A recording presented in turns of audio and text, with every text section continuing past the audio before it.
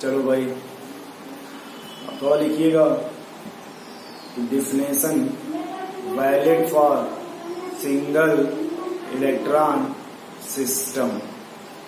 ये जो Bohr model है वो सिंगल इलेक्ट्रॉन सिस्टम, ये उस एलिमेंट पे अप्लाई होगा जिस एलिमेंट्स के पास 1 इलेक्ट्रॉन होगा।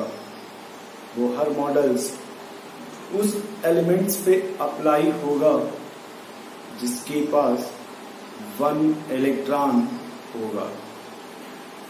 ठीक है, लिख लेना बहुत sir. Definitions valid for single electron system.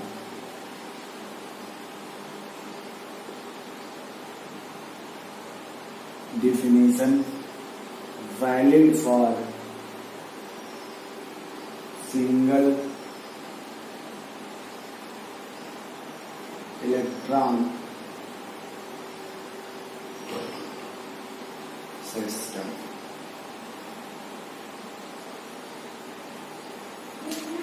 जैसे H हीलियम पॉजिटिव, लिथियम पे 2 पॉजिटिव, बेरिलियम पे 3 पॉजिटिव, बोरान पे 4 पॉजिटिव। ठीक है, ये उन्हीं एलिमेंट्स पे अप्लाई होगा जिसके पास 1 इलेक्ट्रॉन होगा। ठीक है, ये उसी एलिमेंट्स पे अप्लाई होगा जिसके पास 1 इलेक्ट्रॉन होगा। जो बोहर मॉडल्स है वो apply for single electron system. ठीक, ये क्वेश्चंस आपको मिलेगा कि Bohr model is not applicable. तो आप देख लेना उसमें से कि किसके पास 1 इलेक्ट्रॉन है और किसके पास 1 इलेक्ट्रॉन नहीं है। तो जिसके पास 1 इलेक्ट्रॉन नहीं होगा that is not applicable for Bohr model. वो बोहर पे मॉडल या वो एलिमेंट्स बोहर मॉडल पे अप्लीकेबल नहीं होगा। ठीक, अब कुछ इसमें वो कुछ टर्म है जिसे समझना बहुत इम्पोर्टेंट है और अच्छा भी है और आगे आपको रिक्वायरमेंट भी है। ठीक है, कुछ टर्म है जिनको आप यहाँ सीखना, सोचोगे, सीखोगे, अच्छे भी लगेंगे और उसका प्रॉफिट आपको आगे मिलेगा, केमिस्ट्री में भी मिलेगा, फिजिक्स में भी मिलेगा। ठीक है, तो ये जो केमिस्ट्री है ना, ये फिजिक्स का पोर्शन है, मॉडर्न फिजिक्स का। तो इसमें बहुत फिजिक्स के कंपेयर से बहुत कम पढ़ा जाता है केमिस्ट्री में। तो अगर केमिस्ट्री में कुछ जान जाओगे 10% 20%, तो आप जब 80% 100% पढ़ना हो तो आसान हो जाएगा। यहाँ अगर नहीं सीखना चाहोगे तो फिर फिजिक्स में और बर्डन होगा। इसलिए कम से कम जितना हो सके उसको स्मूथली जो है आसानी से पढ़ते जाओ। ठीक है, इसमें लिख लो पहला, first ground state. Ground state.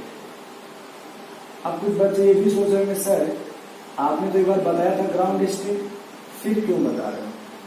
तो यहाँ कुछ नया चीज उसमें ऐड किया जाएगा क्योंकि हम लोगों ने अभी एनर्जी लेवल डायग्राम पढ़ा, इसलिए यहाँ पे कुछ उसमें ऐड किया जाएगा, कुछ नया चीज बताएंगे आपको, इसलिए दोबारा लिख रहे हैं।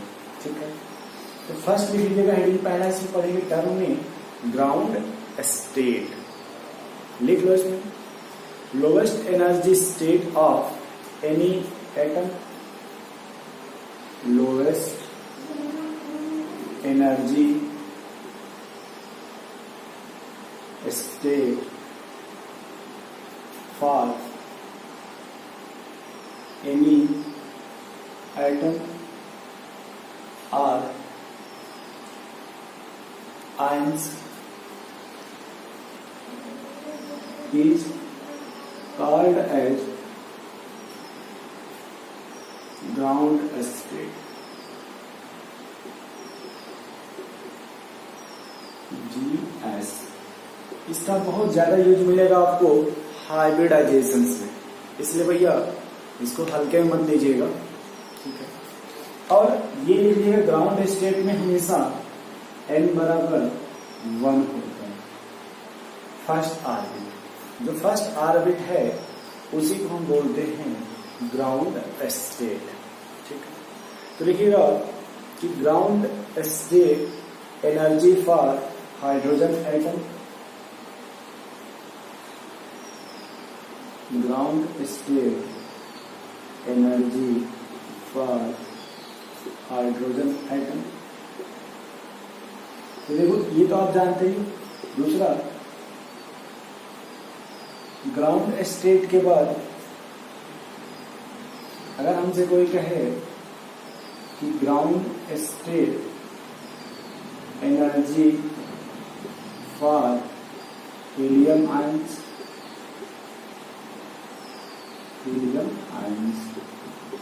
या फिर हमसे कोई कहे ground state energy for lithium ion,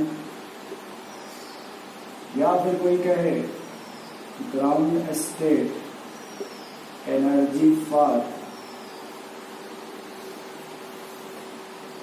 beryllium ion, तो हम देखो उससे क्या करेंगे, कैसे सॉल्व करोगे भैया कम टाइम में।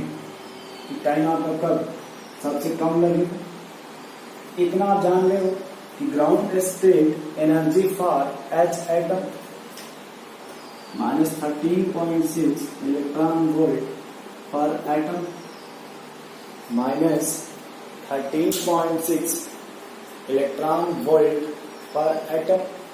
अब किसी भी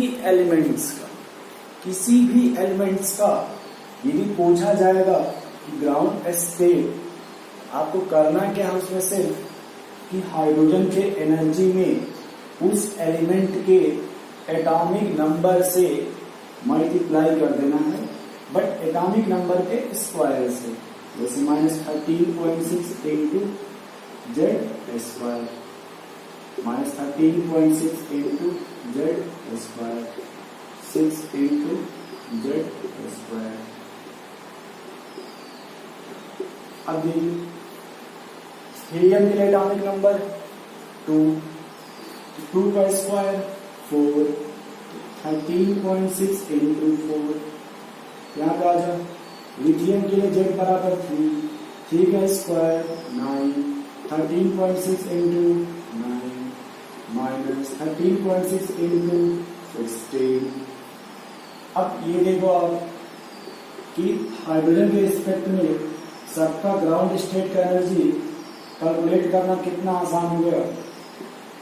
ये भी लिख लो 13.6 इलेक्ट्रॉन वोल्ट पर एटम, लिख लो 4 6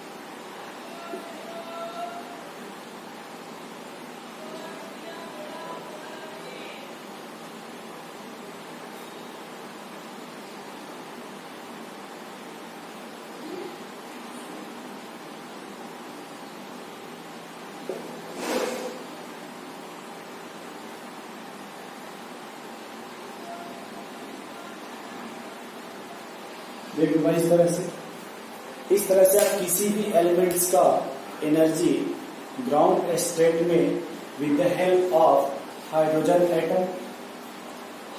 एटम के हेल्प से आप कैलकुलेट कर लेंगे। किसी भी एलिमेंट्स का पूछ दिया जाए कि भाई बताओ कि ग्राउंड स्टेट में एनर्जी कितना होगा, आप इसी हाइड्रोजन एटम के हेल्प से देखो सबका कितना आसान है। देखो आगे बस यहाँ देखो कुछ नहीं करना है, बस 13.6 जेड का स्क्वायर 4 से मल्टीप्लाई, 9 का मल्टीप्लाई है 16 का। अब इस सब जिसका भी पूछे ग्राउंड स्टेट में वो हम इसी फार्मूले से बता देंगे आपको। नोट कर लो आप लोग इसको।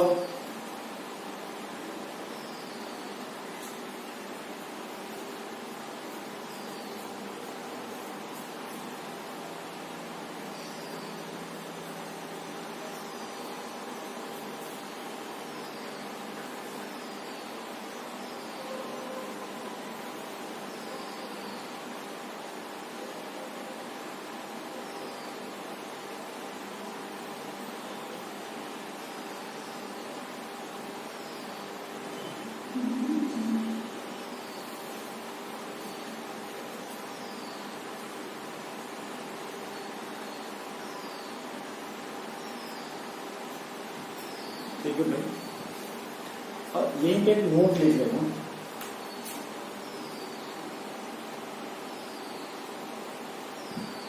किसी भी एटम का जो लोअर एनर्जी होता है, लोवेस्ट एनर्जी, वो बॉटम पे लिखा जाता है, और जो हाईएस्ट एनर्जी होता है वो टॉप पे लिखा जाता है। ठीक है, तो चलिए लिख लो कि orbit of lowest energy, orbit of lowest energy is placed at bottom. All other orbit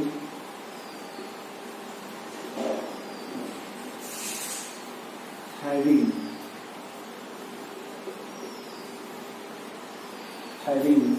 higher energy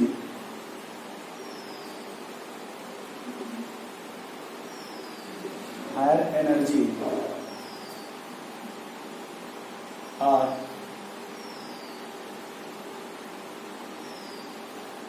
placed out. इसका मीनिंग ये हुआ कि जो भी हमेशा लोवेस्ट एनर्जी होता है तो देखो हमेशा बॉटम पे लिखा जाता है, और उससे जैसे 2 उसके ऊपर, 3 उसके ऊपर, 4 उसके ऊपर, 5 उसके ऊपर, इनफाइनाइट सबसे ऊपर। फिर लोवेस्ट क्या है? बॉटम में, फिर उससे ऊपर, सेकेंड उससे ऊपर, थर्ड उससे ऊपर, फोर्थ, इस तरह से।